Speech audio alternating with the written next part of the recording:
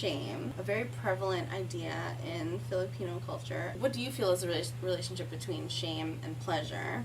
And what roles do those play in your life now?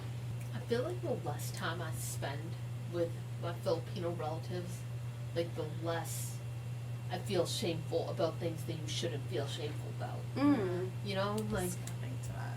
Yes, and that's why I kept most of my relationships a secret from my mom, because it's like, I know exactly what she's gonna say, she's not gonna approve, so then, like, if this is what makes me happy, then, like, I'm gonna put myself in this position. One of the most shameful moments that, like, my mom made me feel so ashamed for was when she found out I was on birth control.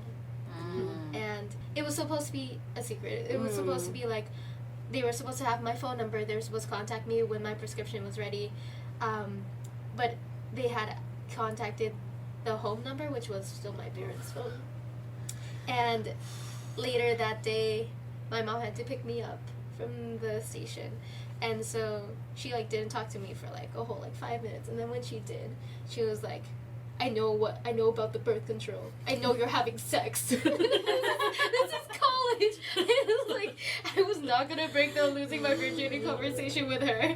One of the first things she said was like, how do you expect them to love you if all they're looking for is your body? And so it made me feel so ashamed, even though I didn't believe what she was telling me, but still that she thought that men were gonna treat me like that. You know, not thinking like how important, like, consent, like how I have the power of consent and how I choose my partners, you know.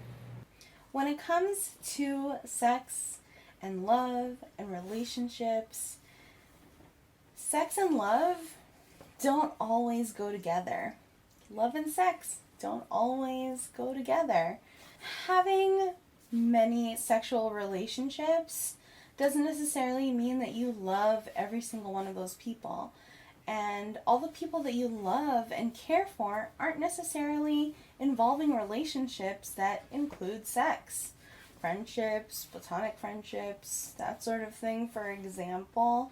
Yet, we often conflate sex, this physical activity, with being in a relationship or being in love, and they don't always have to go together. It doesn't make you a bad person to want to engage in a lot of fun, sexy activities without a relationship. And it doesn't necessarily make you a bad person if you're in love with someone in a relationship but aren't always interested in a sexual relationship with them. That's something that you and your partner and partners might want to have a conversation about, depending on what type of sexual activity you prefer, if any at all. Just like your story kind of makes me think of when I broke up with my ex-fiance. There was like we've never explicitly talked about sex, like me and my mom, but she was like, well, you know, sometimes you don't give someone everything. Yeah. And then, because, you know, then stuff like this happens. I'm like, that was not what her reason. Right. Oh gosh. But she has a specific way that she thinks about the, you know, that's a power that you hold over someone, like not giving it to them, basically. That's like one of the only things I can really do to hold on to power in a relationship is like, don't give it to them. Oh, that's fascinating. I think I felt more external shame, like just from like things that were verbalized, from like hearing things from like my family members, not directed towards me, but like kind of like just generally stated, like a blanket statement, like kind of like, oh, women aren't allowed to do those things, or if women sleep around, they're like sluts, right. Or like a lot of slut shaming.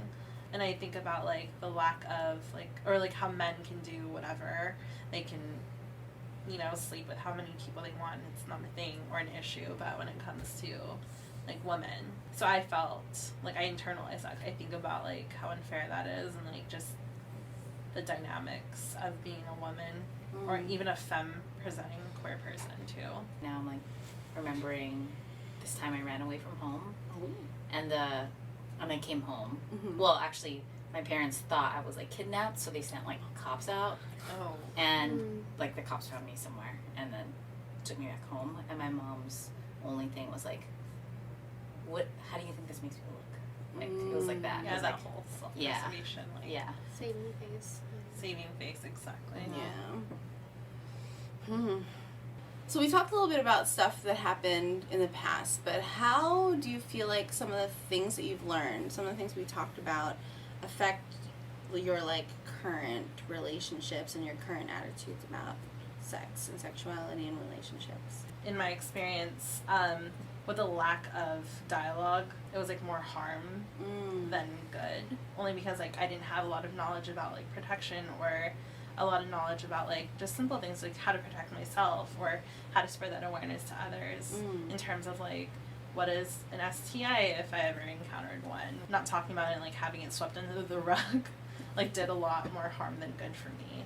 And it was really scary to like have to like figure things out on my own. And like if my mom or my dad didn't know, like I would have to find like a different resource of trying to figure that out. And I think as a queer Filipinx, like it was also hard to find like people or resources in Sacramento to like navigate that, because mostly everything was white.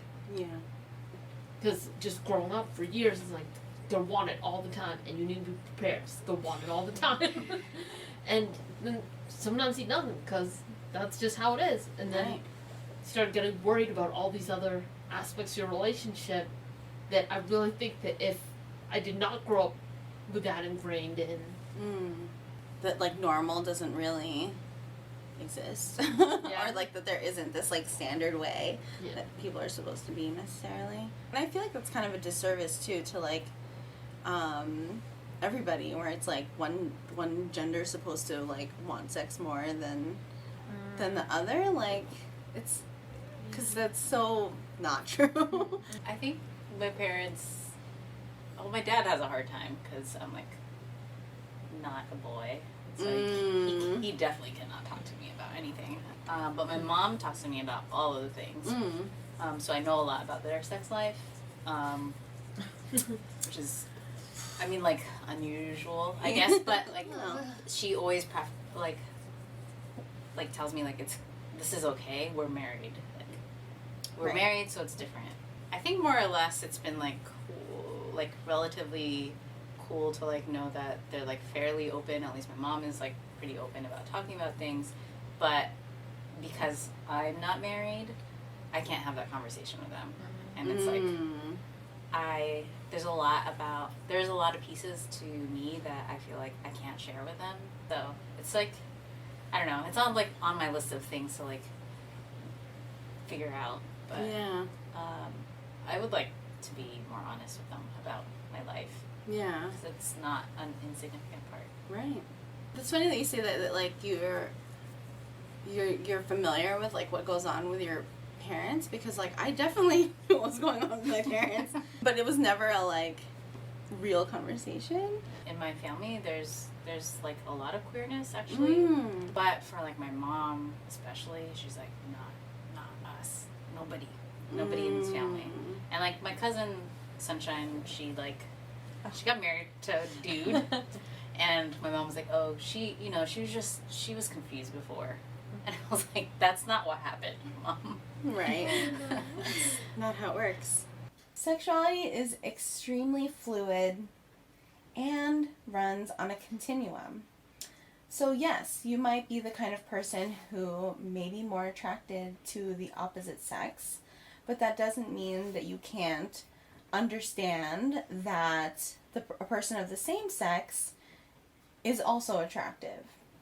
That doesn't necessarily mean that you're going to want to have sex with that person, however, as that is part of the fluidity and continuum of sexuality. Someone who might identify as bisexual, pansexual, queer, they might want to engage in sexual activity with a person of the opposite sex, a person of the same sex, a person who is trans, someone who's non-binary, and whoever they engage in sexual relationships with, or even just in general relationships with, if it looks like a heterosexual norm, doesn't necessarily take away from the fact that they identify as bisexual, pansexual, or queer.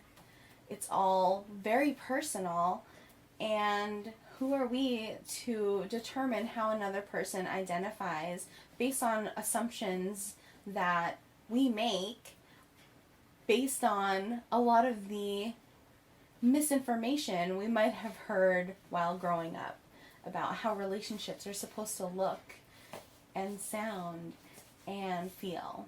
So, the next time you are wondering about another person's sexuality, just remember, it's probably none of your business. Yeah, there's definitely like relatives that we know who are queer. We all understand this is how it is and it's fine, but don't say anything around your lolas. I'm just laughing right now because actually my Lola, my mom's mom, like, she knew straight up. Like, she was calling me tomboy. She's like, "Oi, tomboy." Like, she would just refer to me as that. Yeah. So, she just had a vibe. And it's the same Lola who found my vibrator in the trash. She knows what's up. Yeah. Well, I want to thank you all for hanging with me and like being willing to be a part of this conversation. Even within our like general generation, like it's still not a topic that I feel like is really broached a lot of the time. And it's, well, I mean, I'm totally biased, but I feel like it's such an important thing, especially for us to not feel so isolated. Even if we have the community of other Filipinos, other Filipinx folks, there's still like pieces that I feel like end up missing. So I just really want to like thank you and like honor you all for being here. Thank you so much for letting us be in the space. Thank you for the delicious food. So thank you all so much for joining us in this conversation. If you have any questions, any comments, please feel free to send me a message. Head on over to my website, goddesscecilia.com, and let me know what you think. Thanks.